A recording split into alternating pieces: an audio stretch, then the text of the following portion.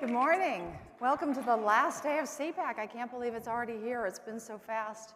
This panel's going to be fast too, so we're going to get going pretty quickly. Congressman Mike Kelly, a scholar athlete from Notre Dame, ran a very successful car business until the government started telling him what he had to do with it, at which point he did what brave leaders and patriots do. He ran for office and got involved to change the system.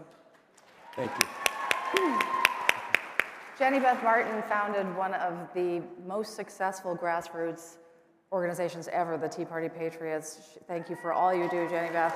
Thank you. Absolutely. And Amanda Milius is a filmmaker and former Deputy Assistant Secretary at the State Department. Her movie, The Plot Against the President, is amazing. It's about Devin Nunes exposing the Russia Gate. And it is a wonderful, wonderful film. Everybody should see it if they haven't. So let's get going. So these three states were certainly in the news, involved with litigation, a lot of things that went wrong that were a setup to what happened. But Mike, do you want to tell us to start what happened in Pennsylvania? Well, in Pennsylvania, in October of 2019, so this has nothing to do with the pandemic, the Pennsylvania legislature, Act 77, created a no-excuse mail-in ballot. Now, it should have gone through a constitutional amendment in Pennsylvania. They did not do that. They skipped that process, went right away to bury it in an omnibus bill, and that became the main reason why Pennsylvania turned out the way Pennsylvania turned out. So much going on in Pennsylvania that was bad. I just will say one thing. This Judge Learned Hand has said this long ago. Liberty lies in the hearts of men and women.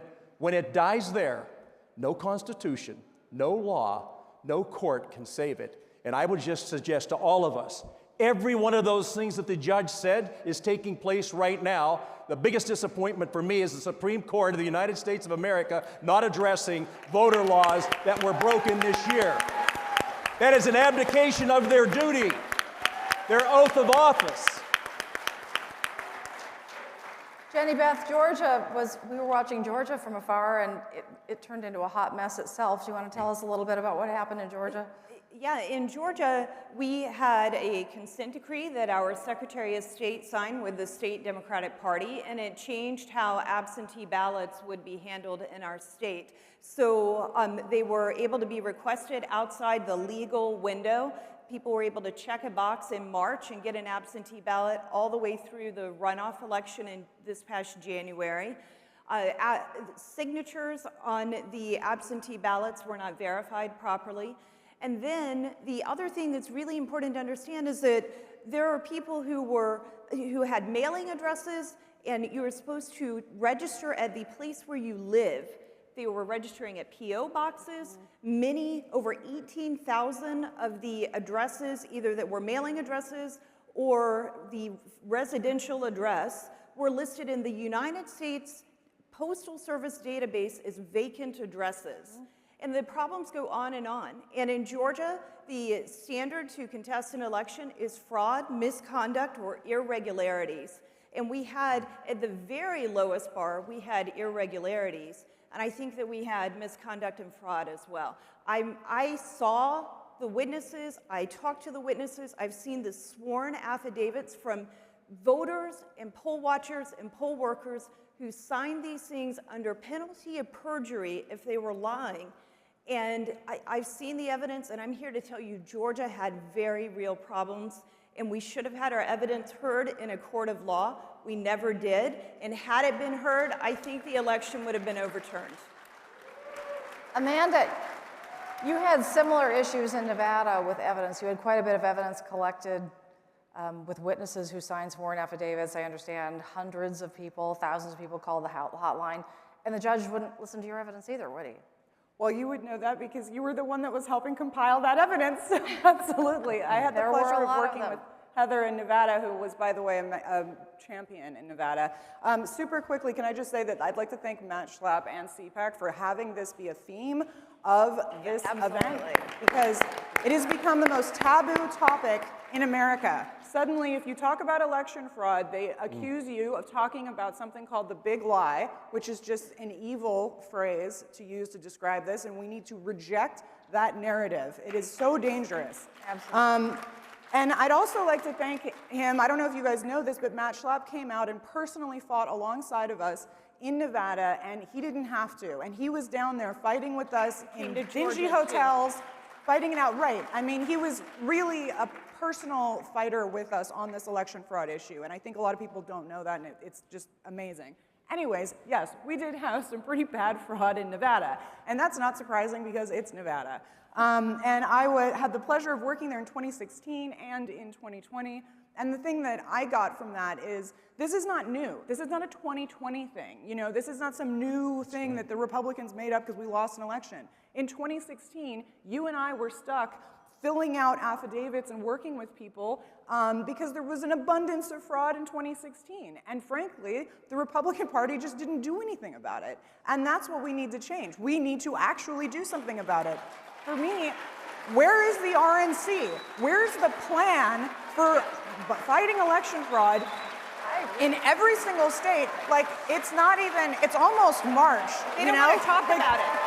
That's right.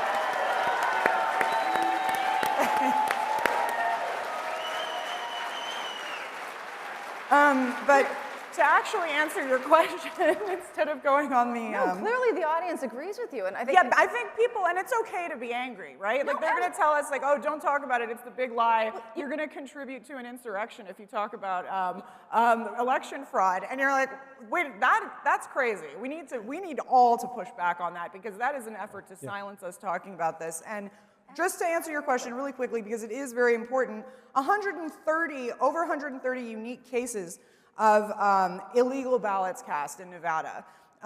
You know, duplicate voters, 42,000. Out-of-state voters, over 2,000. Vacant addresses, and this is provable in open source databases. This is not magical stuff that we're just looking up. The public can double check our work. So the courts didn't even bother to look at our evidence, 20 binders. And you know, I get really emotional about this because, you know, I made the plot against the president. It was about Russiagate. It was a fairly dark outlook on the state of the United States right now. So I was already pretty bummed out. And then I went and worked in Nevada. And now it's just, I mean, we are in a crisis. Yeah. We're in a crisis. We are. And one of the things I'm hearing from the three of you, a commonality, is the fact that a lot of people could have seen this coming. I mean, we saw this coming. We saw it coming. You probably saw this coming, right? We had 4 years. 4 years ago, they were saying the president wasn't their president, that he wasn't properly elected. Mike, as you said, you know, Hillary came out and said, don't Absolutely. concede She no said, under matter no what. conditions should you concede. Right. So we had 4 years to prepare for what was going to happen in 2020. And what did we do? In your state, they passed an act that was sort of a compromise that caved, that hurt your cause dramatically. In your state, you had Republicans fighting Republicans. You had a consent decree that certainly put you behind the 8 ball. And Nevada had the same exact thing happen that they had in 2020, but they also passed a law, didn't they? We had AB 4, which was, and I'm not an attorney, this is why I'm actually just Heather's assistant when we're working. That's not true. When we work on elections. Nevada was the communications director in Nevada. No, but from what, they passed AB 4 in the middle of the night. It was not, there was no debate. And this drastically changed the voting laws. And one thing I remember hearing the Attorney General of Texas talk about how they saw those votes, those changes to the laws coming in over the course of the years before the election, and they fought them at the time. They didn't wait until Election Day to figure out that they had changed these laws in the state and made it so possible to do this fraud with all the mail-in balloting and everything like that. And that's the thing. We need to do these fights between elections when it's not that fun to work on elections, when it's boring. Everybody really gets interested in election fraud the day before the election, and it needs to be now. We need a program. It's got to be now. Right. Congressman, Pennsylvania is still at the top of many people's minds. What is going on right now? What's the status? And going forward, how can Pennsylvania fix the problems that it somewhat created for itself? Yeah, you know what I think what's really stunning is, so President Obama and Eric Holder stay in Washington right after the president's administration is done. Their goal wasn't to flip 50 states. Their goal was to flip 5 or 6 states. They worked on it for 4 years. Pennsylvania is unique in that every one of these states that got flipped, if you're looking, it's probably a Democrat governor. And so who has oversight over these elections? So the time, places, and manners, the states are allowed to determine themselves. However, in Pennsylvania, they had to do a constitutional amendment, which would have required 2 consecutive sessions of the legislature voting for this amendment. It then would have had to been published in every one of Pennsylvania's 67 counties at least twice. And then it would have had to go on the ballot where Pennsylvanians could decide whether they wanted that amendment to their constitution or not. Pennsylvania skipped all of it. Now the question becomes, and I have Pennsylvania legislators tell me, well, we're going to fix it. We're going to fix it. I said, that's really great. So tell me, when you get it through your House and through your Senate and you take it to the governor, what is he going to do with that bill? This is the same governor that changed, November the 3rd at 8 o'clock, it was supposed to stop, except for Governor Wolf. He said, we're going to go November 4th, November 5th, and November 6th till 6 o'clock at night or 5 o'clock at night. We will continue to count votes. These votes were coming in from all over the place and being counted. So they'd quit counting at night. They would see how many votes they needed, and they would plus them up. My question to the Pennsylvania legislature is, can you be that stupid, thinking that somehow the same governor that abandoned you didn't have counter signatures, didn't have the date? It didn't matter. None of it mattered. You actually believe that you're going to put something through the Pennsylvania legislature right now that Governor Wolf is going to sign and say that was a big mistake. Listen, we all had an absentee ballot. It's the no excuse mail-in ballot that does give us a reason to look at our elections and say, my God, how could we have been asleep so soundly that we didn't see what was being pulled out right from under our noses? Unbelievable. You're exactly right. And yet election law isn't something that it's not a sexy topic. People don't think about it. They think of the election cycle and everybody gets involved, as Amanda said, and as Jenny Beth said, and as the congressman said, right beforehand. But now is the time when people need to be doing things. So Jenny Beth, what's going on in Georgia right now, and what can Georgia do to try to fix the chaos that really ensued there that was somewhat self-inflicted by their own people? It was somewhat self-inflicted by our own people. I don't know that statewide elected Republicans actually read the lawsuit that the president's attorneys filed. I really don't know that they actually read it. Because if they had, I think we would have seen other things happening. I think they would have been shocked at some of what was happening. It's not like they made this up. There were signed affidavits. The problem that we really ran into in Georgia is that there were over 30 violations of state law. Had those laws been enforced or upheld, I don't think we'd be in this trouble right now. And then they filed suit. I think they filed suit on December 4th. It took until January 4th for us to get a valid judge according to the way state law works. So, and it took going to the state Supreme Court, and I actually sent an email out to our supporters saying you need to melt the phone lines on January 4th because we had 2 days until January 6th. And I started getting emails back from our supporters saying they say they're appointing a judge. I've spoken with the attorneys from the president's team in Georgia, and they think one of the most important things is that there are automatic provisions in place to get a judge once a candidate, a campaign, or the party, the state party of either party, files, so that if the judge is not appointed, then one is appointed automatically, or it goes to the state Supreme Court, and the Chief Justice either has to appoint one or preside, which would probably make him want to appoint one, according, because this Chief Justice is not going to be wanting to preside over it. I think that's one of the most important things that we could do. The other thing is that our governor refused to call a special session of our legislature. Our legislature only meets for 40 days. And one of my teammates thinks that one of the things that could happen in Georgia is to put a provision in the law that says the state legislature shall be in session to certify the electors, so that you don't get in the situation where the state legislature cannot call themselves into session and the governor can single-handedly refuse to allow the legislature to do what the Constitution says the Constitution should do. Clearly, accountability is a big issue. Number one, a minute ago you were talking about accountability as far as election fraud. Heritage has a wonderful piece that actually shows over 1,000 convictions for election fraud that people should go look at. When the media says there's no such thing, people are convicted for it. And we all saw that lady in Texas. We saw things going on this last year.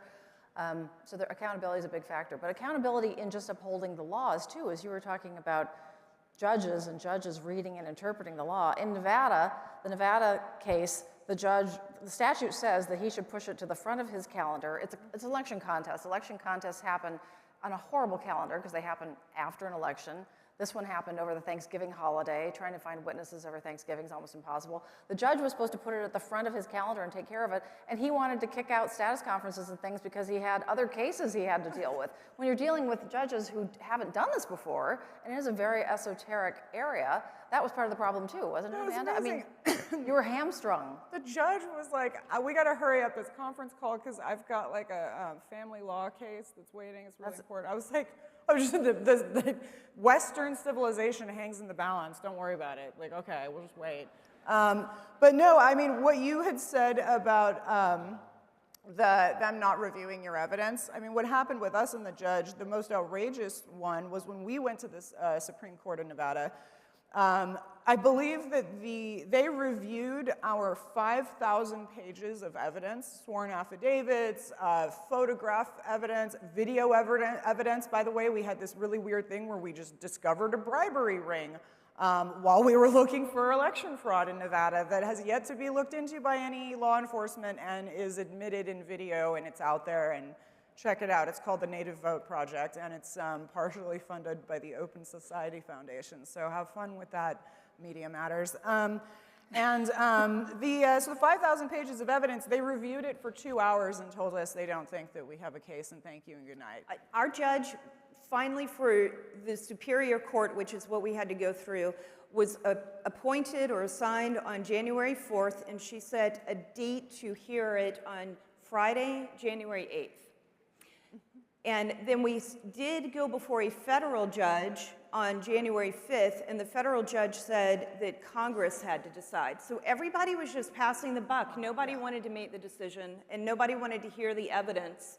And still, even with the federal judge, it was about standing rather than about the actual evidence. The evidence still hasn't been heard. The evidence has not been heard. I am so tired of people saying, this has been looked at, it's a big lie, they had no evidence, they had no evidence. That's the big lie. That's the big lie. The big lie. Nobody looked at our evidence. Right. I mean, it's unbelievable. It's still there. But what you say is so true. In Pennsylvania, and our suit saying it was unconstitutional, so Judge McLaughlin in Pittsburgh at the Commonwealth Appellate Court said, I believe the petitioners have merit here. In this case, I think they're going to win. Pennsylvania's Attorney General stepped in and said, no, we're going to circumvent that whole process. We're going to take it right to the Pennsylvania Supreme Court, which is a 5-2 court. And not surprisingly, they said, these people have no standing. They should have come here earlier if they thought there was something wrong. Well, it's really hard to sue somebody for harm when you haven't been harmed yet. Right. So when you look at how they throw these things out and how they throw this cover over what their true jobs are, it is amazing. Oaths of office mean nothing to these people. The Constitution means nothing to these people. Whatever they want to do, they're going to damn well do, and we're supposed to sit back and take it. And we've heard how judges don't like to be the first one to overturn an election or be the first. They don't like to set precedent in that way. And for that, I say, again, I'm not a lawyer, so I can say this, then they shouldn't be judges, because that's the law. Amen. Right. I think it's important also to pay attention to what's happening with H.R. 1 in Congress. It will codify a lot of this. It will make mail-in ballots with no excuses nationwide. It will get rid of voter ID. It will get rid of ID for registration other than a signature. You will not be able to challenge voters if you don't think that they are eligible. It will criminalize that. We need to be opposing H.R. 1 in the House and making sure that we also oppose it in the United States Senate. That's something that we can do that will help prevent the problems we've experienced from happening in your states. That's absolutely true. And other than CPAC and ACU, I think Tucker Carlson once, I haven't heard anybody talking about H.R. 1, and it's something that you guys all need to learn about.